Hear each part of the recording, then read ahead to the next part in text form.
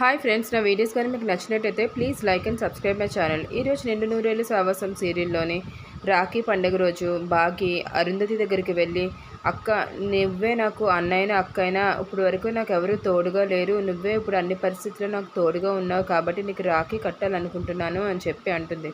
దానికి అరుంధతి ఏడుస్తూ అంటుంది, కట్టు బాగి అని చెప్పి ఇద్దరూ కలిపి రాఖీ కట్టుకుని చాలా సంతోషపడతారు. అరుంధతి కూడా అనుకుంటుంది మనసులోనే, తన సొంత చెల్లెలే తనకు రాఖీ కడుతుందని చెప్పి బాగి కూడా వాళ్ళ అక్కకి కడుతుంది అనుకుంటూ రాఖీ కట్టి ఆశీర్వాదం తీసుకొని చాలా ఆనందపడిపోయి ఇద్దరు కలిపి స్వీట్స్ తినిపించుకుంటూ ఉంటారు.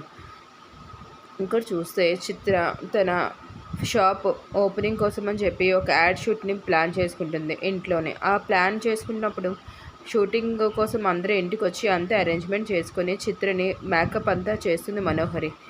తీరా షూట్ రెడీ అయ్యేసరికి చిత్ర తడపాటుతోని ఎన్నిసార్లు రీటేక్స్ చెప్పినా సరే తన సరైన డైలాగ్ చెప్పలేకపోతుంది. ఇదంతా చూస్తున్న అందరూ కలిపి బుర్ర పట్టుకుంటారు. ఏంటబ్బా ఈ అమ్మాయి ఎలా చేస్తుంది అని చెప్పి. చివరికి అంజు, ఏంటి పిన్ని నువ్వు ఈ మాత్రం కూడా డైలాగ్ చెప్పలేకపోతున్నావు అని చెప్పి తానే ఆ డైలాగ్ చెప్పేసింది. దానికి ఇంకా అందరూ పడి పడి నవ్వుకుంటూ ఉంటారు.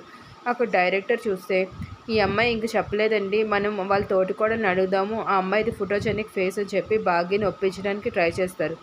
రాథోడ్కి చెప్పి బాగీని ఒప్పించమని చెప్పి అంటారు. దానికి రాథోడ్ ఒప్పుకొని అమరేంద్ర దగ్గరికి వెళ్ళి పర్మిషన్ తీసుకుంటాడు. అమరేంద్ర మొదట ఒప్పుకోడు, బాగీకి ఇష్టమైతే పర్వాలేదు అంటాడు. కానీ మీ చెల్లి మీ తమ్ముడి షాప్ కోసమేనండి అని చెప్పి అంటాడు. దానికి అమరేంద్ర ఒప్పుకుంటాడు. బాగీ కిందకు వచ్చి చెప్పేసరికి అమరేంద్ర ఒప్పుకున్నాడని చిత్ర మనోహరి కూడా కుళ్ళుకుంటారు. మనోహరి అంటుంది, చిత్ర నువ్వు ఓకే అని చెప్పు. ఇప్పుడు మనోహరి బాగి కూడా తన ఇలాగే చెప్పకపోతే మనం కూడా నవ్వుకుందాం అనేసరికి బాగీని ఒప్పిస్తారు. బాగి కూడా తనలాగే తడబాటు పడుతూ ఆగిపోతుంది డైలాగ్స్ చెప్పలేక.